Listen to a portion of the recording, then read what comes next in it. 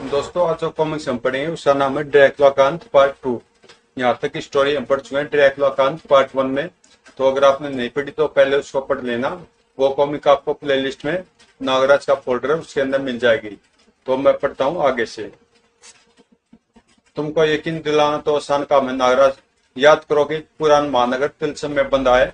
दुष्ट आत्माएं तो यहाँ पर आ ही नहीं सकती, लेकिन फिर भी मैं यहाँ पर हूँ। यही सबूत है इस बात का कि मैं एक अच्छी आत्मा हूँ, दुष्ट आत्मा नहीं। तुम्हारी बात यकीन करने लायक तो लग रही है, पर तुम हो कौन और ड्रैकुला को मारने में मेरी मदद कैसे कर सकते हो? मरने से पहले मेरा नाम गुण सागर था। मरने के बाद आत्माओं की नगरी में मुझे गुण कहकर बुलाया जाता है। ठीक है गुण, ड्रैकुला को मारने का तरीका बाद में सोचेंगे। पहले इस विनाश वृक्ष को खत्म करने का तरीका बताओ। यह तो महानगर को नष्ट करने पर उतारू है। इसको नष्ट करने का सबसे सीधा तरीका तो वही है जो तुम आजमाने जा रहे थे। तुम्हारे विष का इस वृक्ष की नसों में पहुंचना। पर ऐसा करके तुम एक शैतान को नष्ट करके खुद खत्म हो जाते। फिर ड्रैकुला को भला कौन संभालता? मैंने इसलिए तुमको अपना बलिदान देने से रोका था। दूसरा कोई तरीका मुझे भी समझ में नहीं आ रहा है। इसका तो कोई दिमाग भी नहीं है जिसको पढ़कर इसे नष्ट करने का तरीका जाना जा सके। आह, मैं समझ गया, इस वृक्ष को नष्ट करने का तरीका, जिससे किसी की जान भी नहीं जाएगी और यह वृक्ष भी नष्ट हो जाएगा। सच? तब तो तुम वास्तव में अत्यंत बुद्धिमान हो नागराज। क्या तरीका सोचा तुमने? देखते जाओ, बताने की जरूरत नहीं पड़ेगी। पहले मैं अपना मानसिक रूप छोड़कर सामान्य रूप में आ जाऊं। नागराज अपने सामान्य रूप में आकर वेदाचार्य के पास जा पहुंचा। अपने तिलस्म को तोड़ डालिए वेदाचार्य। यह तुम क्या कह रहे हो नागराज? समझाने का वक्त नहीं है वेदाचार्य। आप तुरंत जाकर महानगर को घेरे हुए अपने तिलस्म को इस तरह से तोड़िए कि मौका आने पर आपको तुरंत उसको जोड़ भी सके। ठीक है नागराज, मैं ऐसा ही करूंगा, पर तुम कहां जा रहे हो? नागपाशा के पास। आह, तुम आगे नागराज, हमको जल्दी आजाद करो। हम विनाश वृक्ष को नष्ट करने में तुम्हारी मदद कर सकते हैं। मैं मदद लेने ही तुम्हारे पास आया हूं। वाह, तो फिर मुझे आजाद तो करो। उसकी अब जरूरत शायद नहीं पड़ेगी। ओह, नागपाशा उसमें आकर सर्प बंधनों में से आजाद हो गया है। मैं तो मर गया। अब ये मेरा खून पीकर मुझे भी वैम्पायर बना डालेगा। पर ये होश में आया कैसे? इसको होश में लाने का इंतजाम मैंने किया है ताकि ये वैम्पायर रूप से मुक्ति पाकर सामान्य हो सके। पता नहीं ये सामान्य होगा या खून पीकर तुमको और मुझको भी वैम्पायर बना डालेगा। पर मुझे खोलो तो। तुम डरो मत गुरुदेव, इसको अगर खून चाहिए तो मैं इसे अपना खून पिलाऊंगा। खून खून, मुझे खून चाहिए, खून पिला मुझे। हड्डी को सूंघते कुत्ते की तरह नागपाशा खून की तरफ खिंचता चला गया। आओ नागपाशा, पी लो मेरा खून। आह, इससे इस बार की उम्मीद मैंने नहीं की थी। विनाश वृक्ष पर चढ़ता नागराज का शरीर नीचे आ गिरा। ओह, अब ये मेरा खून पीने के लिए बेताब हो रहा है। मैं इच्छाधारी रूप में बदलकर आराम से इससे बच सकता हूँ, लेकिन मेरा मकसद बचना नहीं है, कुछ और है। सर्प रस्सी ने पेड़ की उस डाल को झुकाकर नागपाशा के कैप में अटका दिया और जैसे सर्प रस्सी खुली, झुकी डाल सीधी होगी और उसने नागपाशा को हवा में उछालकर विनाश वृक्ष की ऊपरी डालों पर जा फेंका। खतरे का आभास होते ही विनाश वृक्ष ने नागपाशा को जकड़ने की कोशिश की, लेकिन खून के पैसे नागपाशा का रास्ता कुछ भी नहीं रोक सकता था। नागपाशा, पी ले मेरा खून। समझ में नहीं आ रहा कि नागराज क्या करना चाहता है। अब तो मेरी भी उत्सुकता बढ़ती जा रही है। नागराज की यह योजना लोरी तक को हिला रही थी। अरे ड्रैकुला से आने वाली तरंग एकाक तेज हो रही है। वह यही है, कहीं आसपास ही। लेकिन मेरा शरीर क्यों कांप रहा? जरूरी है ड्रैकुला के पास से आने वाले उन पाप तरंगों का काम है जो मुझे तेज हवा में हिलते पत्ते की तरह हिला रही है। अब ड्रैकुला मुझसे नहीं बचेगा। मैं उसको ढूंढ कर ही रहूंगी। तिलस्म में फंसे ड्रैकुला को भी अपने शरीर में बढ़ती ऊर्जा का आभास हो रहा था। आह, मुझे शक्ति मिल रही है, मेरी शक्तियां फिर से वापस आ रही हैं। अब ये तिलिस्मी प्राणी मुझे रोक नहीं पाएंगे। मैं इस तिलिस्म को तोड़ तोड़ कर इस कैद से आजाद होकर ही रहूंगा। नागराज की विनाश वृक्ष को नष्ट करने की योजना खतरनाक रूप लेती जा रही थी, इसलिए नागराज को अपनी योजना को जल्दी से जल्दी पूरा करके इस खतरे को आने से पहले ही टाल देना था। मैं नागपाशा को खींचकर विनाश वृक्ष के सबसे ऊपरी हिस्से तक तो ले आया हूँ। अब विनाश वृक्ष के मुख्य तने में एक वैसा ही रास्ता बनाना है जैसा मैंने पहले बनाया था। ध्वंसक सर्पों ने विनाश वृक्ष का जड़ चुका सीना एक बार फिर फाड़ डाला और अपनी तरफ कूदते नागपाशा के शरीर को नागराज ने उसी दरार के अंदर जाने का रास्ता दिखा दिया और नागपाशा के अंदर गिरते ही दरार बंद होती चली गई। वो नागपाशा को तो विनाश वृक्ष आराम से निकल गया और नागपाशा कुछ भी नहीं कर पाया। नागराज तो अच्छा इंसान है, फिर उसने जानबूझकर नागपाशा को मौत के मुंह में क्यों धकेल दिया? गुण के दिमाग में मचलते सवाल का जवाब उसको लगभग तुरंत ही मिल गया। ओह, विनाश वृक्ष बड़ी तेजी से छोटा होता जा रहा है, ये नष्ट हो रहा, पर कैसे? देखते देखते विनाश वृक्ष वापस धरती में समा चुका था। वेदाचार्य, तुरंत तिलिस्म को फिर से जोड़ दीजिए, जल्दी। अभी जोड़ता हूं नागराज, पर यह तो कमाल हो गया, विनाश वृक्ष नष्ट कैसे हो गया? राजनगर वापस जाने से पहले ध्रुव मुझसे व्यापारों के हमले के विषय में बात कर रहा था। उसने मुझे यह बताया था कि चंडिका से लड़ते वक्त दो व्यापार एक दूसरे को आपस में काटकर नष्ट हो गए थे। व्यापार एक दूसरे के शरीर का जीवन द्रव्य नहीं पी सकते। मेरे पास इस वक्त सिर्फ एक ही व्यापार था, नागपाशा। बस मैंने दोनों को आपस में भिड़ा दिया और दोनों गलकर नष्ट हो गए। अब पेट तो वापस नहीं आ सकता, लेकिन नागपाशा ने अमृत पिया हुआ है। वह फिर से जिंदा होकर उठ खड़ा होगा, लेकिन आप अपना तिलिस्म फिर से जोड़ चुके हैं। अब नागपाशा फिर से जिंदा तो होगा, लेकिन व्यापार शक्ति अभी भी उसके अंदर होने के कारण तिलिस्मी शक्ति की मदद से आपको उसे फिर रोकना होगा। तिलिस्मी शक्ति इसको अपने आप रोकेगी नागराज। पहली बात तो इसको तुरंत वश में करने के लिए मैंने इस पर प्रहार किया था। वाह नागराज, अब मुझको पूरा भरोसा हो गया कि तुम ड्रैकुला को हमेशा के लिए नष्ट कर सकोगे। ये कौन है? एक शुद्ध आत्मा, गुण। यह ड्रैकुला जैसी दुष्ट आत्मा को हमेशा के लिए नष्ट करने में हमारी मदद करना चाहता है। पहले ड्रैकुला को ढूंढने में हमारी मदद करो, उसको खत्म करना तो बात की बात है। ड्रैकुला को मारने की तैयारी उसके मिलने से पहले ही करनी होगी। एक बार ड्रैकुला सामने आ गया तो तैयारी करने का मौका फिर हमको कभी नहीं मिलेगा। ठीक है, वैसे भी लोरी अभी ड्रैकुला को ढूंढ रही है। बताओगी तब तक हमको क्या करना चाहिए? ड्रैकुला के समूल नाश की कोशिशें जारी थी, लेकिन सिरकटा जैसे शैतान ऐसा कतई नहीं चाहते थे। बहुत परेशान कर लिया तुम सबने मुझे। इतनी देर तक मैं किसी जिंदा इंसान से कभी नहीं लड़ा, क्योंकि मुझे इंसानों की गर्दनें काटने में एक पल भी नहीं लगता।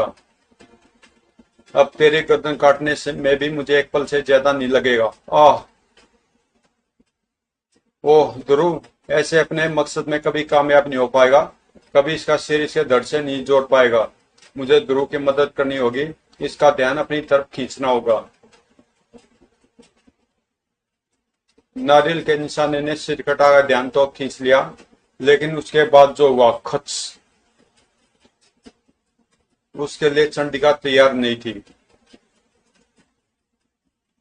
हिल पाने से पहले उसकी गर्दन कट चुकी थी। हा हा हा, मेरे गुलामों में एक और गुलाम का इजाफा हो गया। हाँ मालिक, अब अपने सिर को और तकलीफ मत दीजिए। अब इसका शिकार मैं करूंगी, अपनी जमात में शामिल करूंगी इसको। ओह ओह माय गॉड, ये क्या हो गया? चंडिका का सिर कैसे कट गया? इसकी फुर्ती तो बिजली को भी मात दे सकती थी। यह दृश्य मैं नहीं देख सकता। देखने की जरूरत ही है भी नहीं, क्योंकि तेरी आंखें तो हमेशा के लिए बंद होने वाली है। ओह, मैं सब कुछ समझते हुए भी इस पर वार नहीं कर सकता। मेरी नजरों में ये अभी भी चंडिका है, मेरी दोस्त। दोस्ती मौत की नदी के उस पार तक ही बह रहती है। मैं मौत की नदी को पार कर चुकी हूँ। अब मेरा कोई दोस्त नहीं है, सिर्फ मालिक है मेरा सिरकटा, और उसका हुक्म मानना ही मेरा मकसद है। हा हा हा। मुझे इसके जैसे किसी गुलाम की तलाश थी जो मेरे काम का बोझ हल्का कर सके। अब मैं इस लड़के की मौत की तरफ से निश्चिंत होकर अपने गुलामों की संख्या बढ़ा सकता हूँ, और मेरा मेरा पहला शिकार होगी ये लड़की। ब्लैक कैट को इस मुसीबत से अकेले निपटना था। ओह, इन गुलामों को रोकने के चक्कर में मेरे सारे कैटबम खत्म हो गए। अब ये चारों तरफ से मुझको घेरे हुए हैं, और सिरकटा मुझे भी सिरकटा बनाने पर उतारू है। ब्लैक कैट तलवार की धार से बच नहीं सकती थी, लेकिन तभी हवा में उड़ती हुई तलवार सिरकटा के सिर में धंसती हुई उस सिर को लिए हुए सिरकटा की गर्दन में आ धंसी। सिरकटा का सिर और धड़ आपस में जुड़ चुके थे। गप। आह, ये कैसे हो गया? किसने जोड़ा मेरे सिर को धड़ से? किसको ये रहस्य पता कि ऐसा होने से मुझे वापस मर्तुला को वापस जाने पर मजबूर होना पड़ेगा? यह तलवार मैंने तुम्हारे सिर और गर्दन में धंसाई है सिरकटा, और इसको तलवार मैंने दी है। पर क्यों? तू तो मेरी गुलाम है, इसकी नहीं। तेरा सिर तो मैंने काटा था। ये मेरा सिर नहीं है, नारियल है जिस पर मेरी विग और मास्क लगा है। फिर तेरा सिर कहाँ है? तो मेरा सिर मेरे पास है, मेरी पोशाक के अंदर। थोड़ा सिर झुकाना पड़ा और थोड़े कंधे उचकाने पड़े, और मेरा सिर हमें मेरी पोशाक के अंदर चला गया।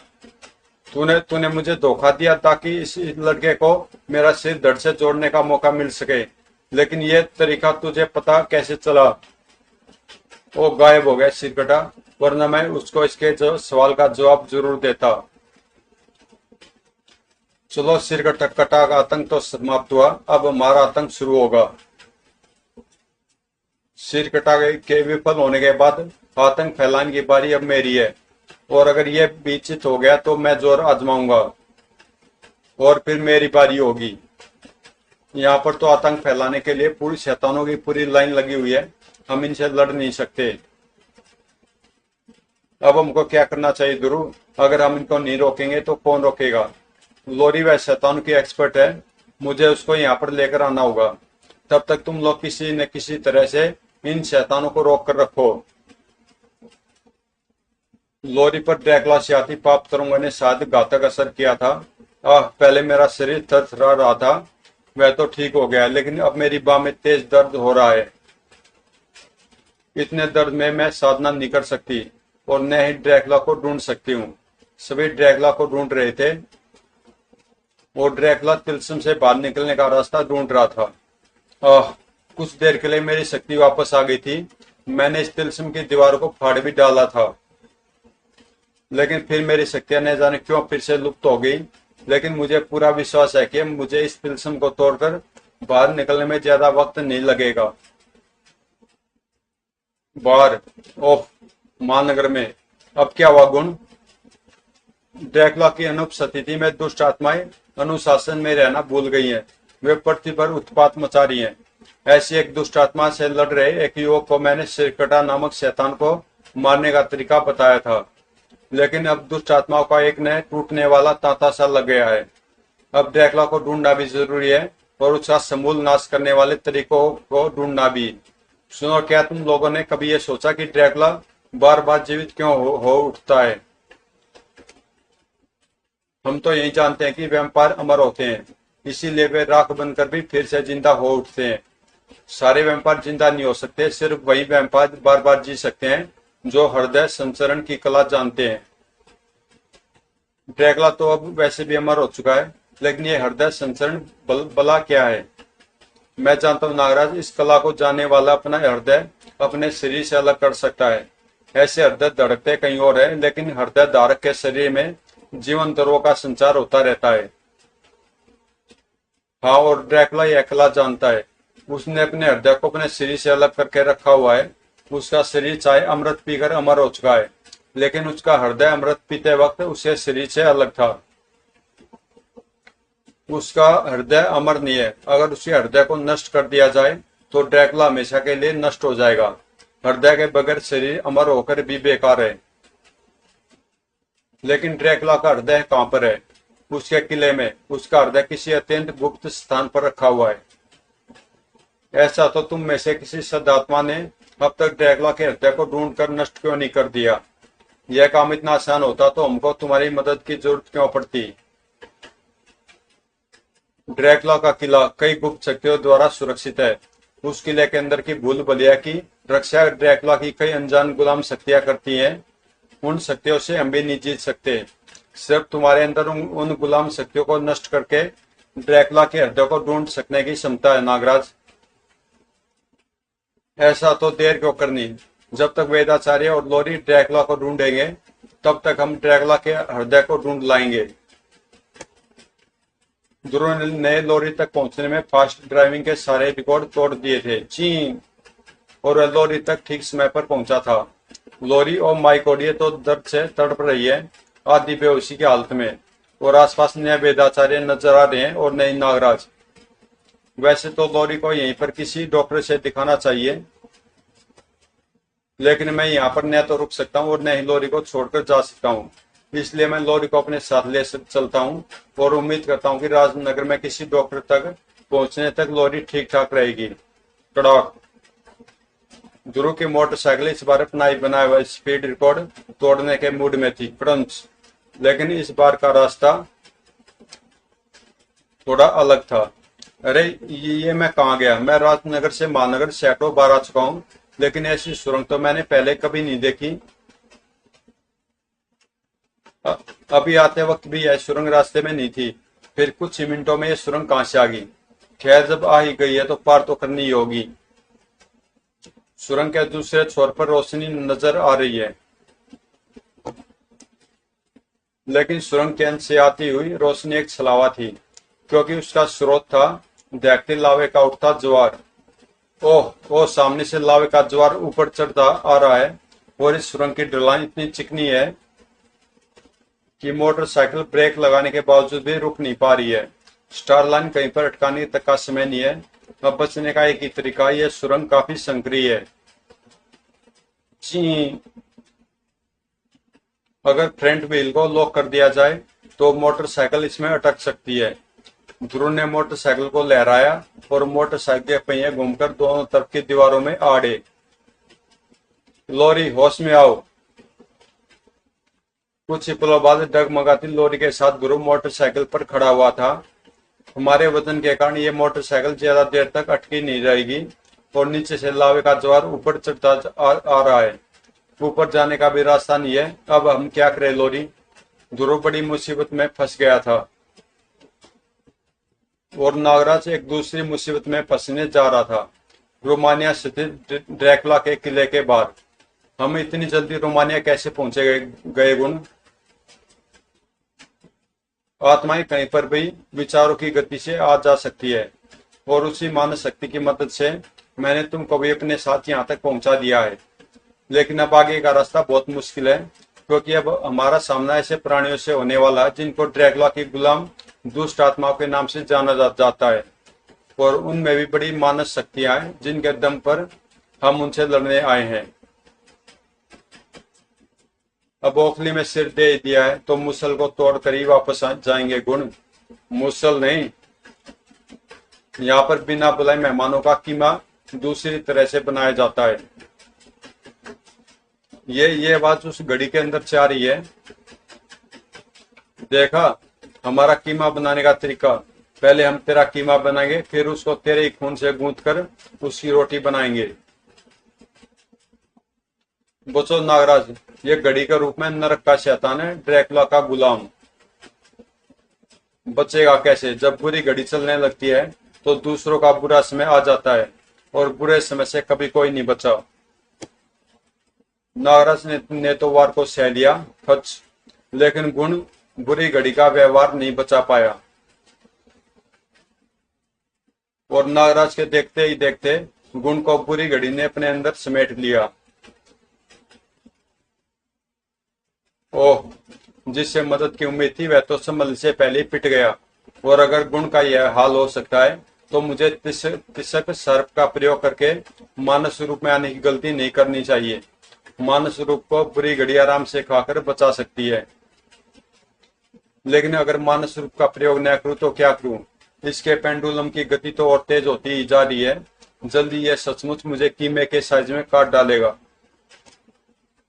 अब तो पेंडुलम के घूमने की गति इतनी तेज हो गई है कि मुझको चारों तरफ सिर्फ आरीदार दांतों वाले पेंडुलम ही नजर आ रहे हैं।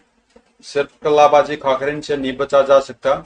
इनसे बचने के लिए मुझे इच्छाधारी कणों में बदलना पड़ेगा। इस रूप में भी पेंडुलम का स्पर्श मेरे लिए घातक है। यह तरीका भी काम नहीं आएगा। फिर मैं अपने शरीर को टुकड़ों टुकड़ों में बंटने से कैसे बचाऊं? समझा। अभी तक मेरा ध्यान पेंडुलम पर ही था। बुरी घड़ी के सुंदर मुखड़े पर तो मेरी नजर पड़ी नहीं थी। अब मुझे बुरी घड़ी से निपटने का तरीका मिल गया है। नागराज ने अपनी बेल्ट में लगे धातु के सर्प को खोलकर एक नए रूप में मोड़ दिया। कप और फिर वह धातुई सर्प बुरी घड़ी के मस्तक पर जुड़ी घूमती सुइयों के बीच में जा दसा। पंखे के ब्लेडों की तरह घूमती सुइयों की बढ़ती रफ्तार एक आग थम गई और उसके साथ ही बुरी घड़ी भी किसी ठूंठ की तरह एकदम शिथिल हो गई। गुर्र, तुम्हारा वक्त खत्म हो गया बुरी घड़ी। अब दुनिया का अच्छा वक्त शुरू होने वाला है। ध्वंसक सर्पों के वार ने बुरी घड़ी को टुकड़ों में बिखेर दिया। राम, बुरी घड़ी का नष्ट होते उसका शिकार बना गुण आजाद हो गया। मुझे तो लगा था कि अब मुझे अनंत काल तक बुरी घड़ी की टिक टिक सुननी पड़ेगी। बुरी घड़ी जैसी शक्तिशाली पिशाच को खत्म करने का चमत्कार तुमने कैसे किया? बुरी घड़ी की शक्ति का राज उसकी घड़ी के गुण। जब मैंने ध्यान से बुरी घड़ी को देखा तो मुझे समझ में आ गया कि जैसे जैसे बुरी घड़ी के माथे पर लगे सुइयों की गति तेज होती थी, वैसे वैसे उसके खतरनाक पेंडुलम के घूमने की गति भी तेज होती जाती थी। बस मैंने उसी सुइयों की गति को रोक दिया और ऐसा करते बुरी घड़ी जड़ हो गया। फिर उसको नष्ट करना तो आसान काम था। अब हमारा किले में आना गुप्त नहीं रहा नागराज। हर एक गुलाम प्रेत को इसकी सूचना मिल चुकी होगी। अब आगे का रास्ता और भी खतरनाक होने वाला है। मैं खतरों के बारे में नहीं सोच रहा हूँ गुण, बल्कि यह सोच रहा हूँ कि ड्रैकुला के दिल तक हम कैसे पहुंचेंगे, कैसे ढूंढेंगे हम ड्रैकुला के दिल को। और रोमानी से बहुत दूर राजनगर के आसपास किसी अनजान स्थान पर। और इस कारण से मैं तुमको राजनगर ले जाने के लिए आया था, लेकिन महानगर की सीमा पार करते ही मैं इस मुसीबत में फंस गया। इसका मतलब साफ है ध्रुव,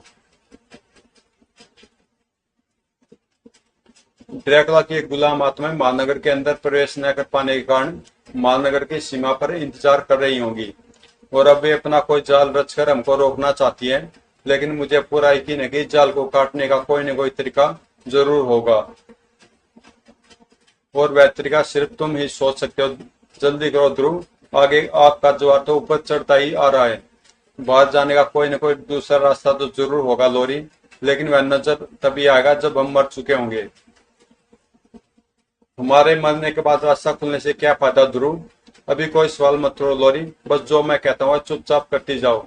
सुनो, मेरी यूटिलिटी बेल्ट में 2 सेक्शन कैप है। ध्रुव लोरी को अपनी योजना समझाता चला गया। कुछ ही पलों बाद ध्रुव अपनी मोटरसाइकिल का फ्रंट व्हील लॉक खोल चुका था और मोटरसाइकिल तेजी से आग के उठते जवार की तरफ फिसलती जा रही थी। नजर ऊपर की तरफ ही रखना लोरी, चाहे जितना डर लगे, पर नीचे आग की तरफ मत देखना। नहीं देखूंगी ध्रुव, लेकिन मुझे तो डर लग ही रहा है। थोड़ा सा चिल्ला लूं तो शायद डर थोड़ा कम हो जाए। आई आग की लपट मुझे झुलसा रही है। हमारे मरने की प्रक्रिया शुरू हो गई है और ऊपर दीवार में एक द्वार खुलना भी शुरू हो गया है। तुम्हारा सोचना सही निकला ध्रुव। हमारे मरने का आभास होते ही यह जाल टूटना शुरू हो गया है। अब हम नहीं जलेंगे, सिर्फ एक मोटरसाइकिल जलेगी। सक्शन कैप की मदद से दीवार पर चिपक जाओ लोरी। अब जब तक शैतानी शक्तियों को यह आभास हो कि हम मोटरसाइकिल पर नहीं थे, तब तक हमको उस द्वार तक पहुंचाना है।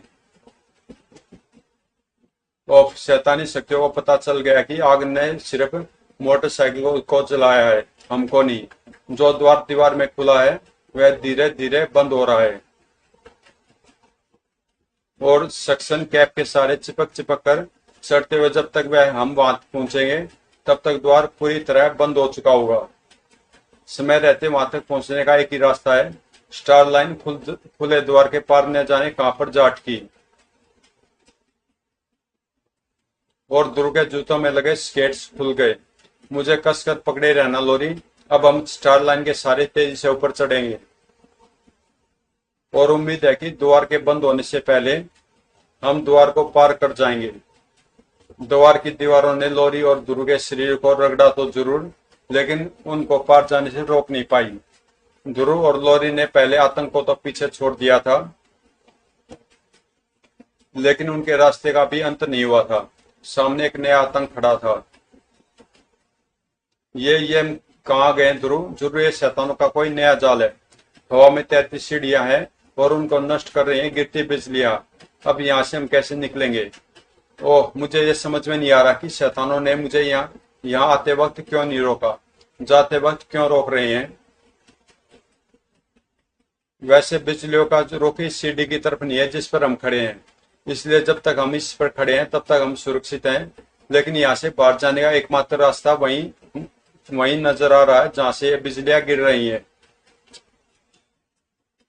महानगर में नागराज के वापस आने का इंतजार कर रहे वेदाचार्य एकाएक चौंक उठे। क्या हुआ वेदाचार्य, आप ऐसे चौंक क्यों रहे हैं? हमारे द्वारा बनाए गए तिलस्म ने किसी को घेर लिया है और तिलस्म में घुसे उस प्राणी ने तिलस्म का पहला सुरक्षा कवच तोड़ दिया है। अब वह दूसरे और अंतिम सुरक्षा कवच में से गिरा हुआ है। अगर उसने दूसरे चरण को भी तोड़ दिया तो तिलस्म टूट जाएगा और ड्रैकुला आजाद हो जाएगा। ये आप क्या कह रहे हैं? इस दुनिया में ऐसा कौन है जो आप द्वारा बनाया गया तिलस्म तोड़ सके? जो भी ये काम कर रहा है ड्रैकुला को कोई साथी ही हो सकता है। हमको उसे रोकना होगा हर कीमत पर, वरना दुनिया में प्रलय आ जाएगी। आओ फेसलेस, हमको अपने बनाए तिलस्म के अंदर घुसना है। एक रहस्य तो खुल गया था। ध्रुव और लोरी शैतानों के जाल के अंदर नहीं बल्कि वेदाचार्य के तिलस्म के अंदर फंसे हुए थे। लेकिन अभी यह रहस्य बना हुआ था कि ड्रैकुला जैसे शैतानों को रोकने के लिए बना तिलस्म ध्रुव एवं लोरी को क्यों रोक रहा था। चारों तरफ से प्रेत हम पर टूटने के लिए तैयार है नागराज। हमारे पास ज्यादा वक्त नहीं है। जल्दी सोचो कि ड्रैकुला के दिल का पता हमको कैसे लग सकता है। एक तरीका समझ में आ रहा गुण, जहाँ पर ड्रैकुला का दिल होगा वहां पर प्रेतों का पहरा सबसे कड़ा होगा। मैं किले में चारों तरफ अपने जासूस सर्पों को छोड़ देता हूँ। जहाँ पर इनको रोकने की सबसे ज्यादा कोशिश की जाएगी ड्रैकुला का दिल वहीं पर होगा। लेकिन उस तक पहुंचने के लिए तुझे मरकर जिंदा होना पड़ेगा। अगर तू ऐसा कर सकता है तो तू मालिक का दिल जरूर ढूंढ लेगा। ये प्रेत अचानक कहां से आ गया? ओ, इसके वार से तो मैं इस ऑयल पेंटिंग के अंदर घुसा जा रहा हूं।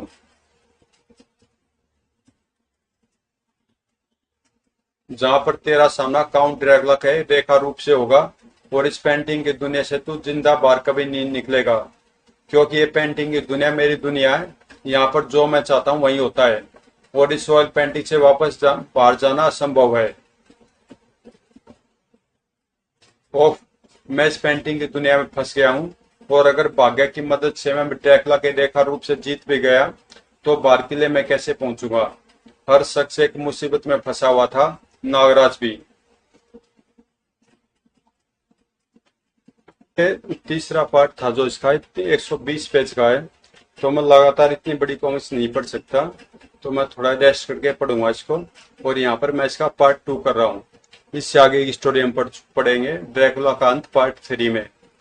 तो ये कॉमिक्स आपको अच्छी लगी तो प्लीज चैनल को सब्सक्राइब कर देना और इसका तीसरा पार्ट भी इसके साथ ही मैं डाल दूंगा जब इस कॉमिक्स को अपलोड करूंगा यूट्यूब पे। तो मिलते हैं इसके तीसरे पार्ट में जिसका नाम होगा ड्रैकुला का अंत पार्ट 3।